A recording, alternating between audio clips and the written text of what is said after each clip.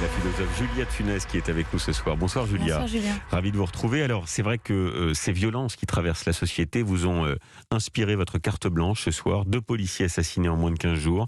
Ce sont les symptômes, dites-vous, d'une nation très affaiblie, d'une crise en somme, de l'autorité inédite. Oui, inédite car plus aucune forme d'autorité ne semble aujourd'hui respectée dans notre pays.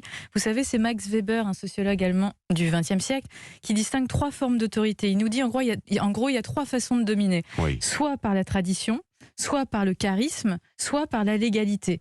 Et on voit que le pouvoir de la tradition, c'est fini ou presque fini. On voit chaque jour que la cancel culture ne cesse de vouloir l'abolir en modifiant ou en censurant des œuvres passées ou des personnages historiques. On a eu un exemple hier au sujet de la célébration ou non légitime de Napoléon.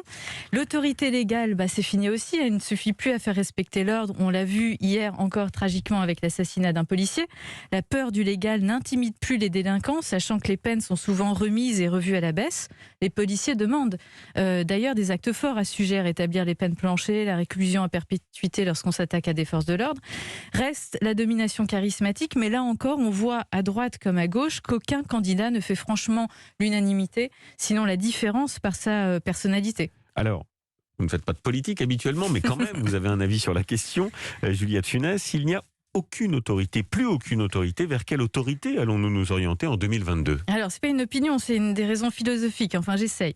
Mais vers celle qui aura, à mon avis, la plus grande intelligence des circonstances, la plus fine intelligence des circonstances. Oui. Or, le temps est à l'urgence sécuritaire et c'est ce sur quoi joue et parie le Rassemblement national. Il suffit de lire leur slogan ou d'écouter Marine Le Pen cet après-midi encore, qui disait je serai la candidate de la restauration de l'autorité de l'État, je n'aurai pas la main qui tremble. L'affiche, vous savez, de campagne de M. Bardella est très claire, le choix de la sécurité.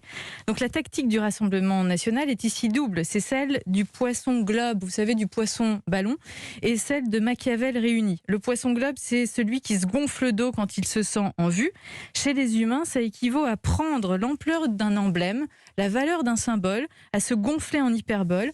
En gros, en votant pour moi, vous votez pour la sécurité. En votant pour moi, vous votez pour l'autorité retrouvée. Quant à Machiavel, il nous dit bien, je cite, puisque vous aimez les citations, Julien, qu'un prince réussit ou ne réussit pas à prendre le pouvoir selon que sa conduite se trouve ou ne se trouve pas conforme au temps, aux circonstances.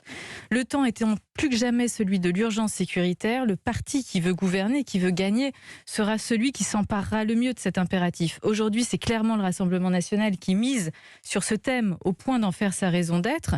Mais la sécurité d'un pays me semble un enjeu trop régalien, trop républicain, pour qu'un seul parti se l'attribue et se l'approprie. On m'a mis Balavoine dans la tête, ça y est. Ah, c'est vrai ? Là, je ne pensais pas. Ah oui, c'est acrobatique, mais vous allez me la mettre aussi. J'ai pensé à ça, je ne sais pas pourquoi. Merci en tout cas à vous. Pour cette approche philosophique de ce moment d'autorité qu'on traverse aujourd'hui en France. Merci Julia de Funès.